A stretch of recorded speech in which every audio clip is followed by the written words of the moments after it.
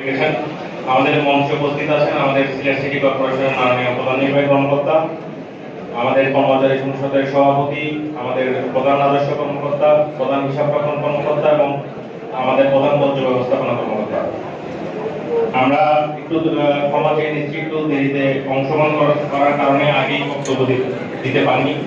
তো বক্তব্য দেওয়ার মতো কিছু নেই। আমি কর্মচারী সংসদের সভাপতি এবং সেক্রেটারি এবং আমাদের যারা সহকর্মীবৃন্দ আছেন তাদেরকে আন্তরিকভাবে ধন্যবাদ জানাচ্ছি যে আপনারা জানেন আমাদের কিছুদিন আগে আমাদের একজন সহকর্মী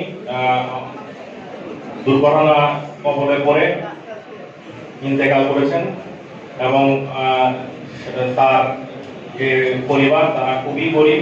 কর্মচারী সংসদ যে আজকে তাদের এই কর্মসূচিতে তার বিষয়টি অন্তর্ভুক্ত করেছেন এবং আমাদের সভাপতি এবং সেক্রেটারি দুজনেই আমার সাথে গিয়ে প্রশাসক স্যারের সাথে কথা বলেছেন এবং আপনারা দেখেছেন যে আমাদের পরবর্তী মাসিক সভায় এই বিষয়টি এজেন্ডা আকারে আছে। তো হাসানকে দিয়ে শুরু হবে। আপনারা যারা মাস্টারলে কর্মরত আছেন তাদের মারা গেলে বা তাদের পরিবারের কোনো আর্থিক ক্ষতিগ্রস্ত হলে যে অনুদান সেটা শুরু হবে।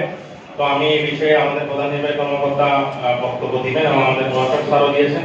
তো ওভারঅল আজকের এই অনুষ্ঠান সুন্দরভাবে আয়োজন এবং সফলতার জন্য আমি সকলকে আন্তরিকভাবে ধন্যবাদ। আসসালামু আলাইকুম।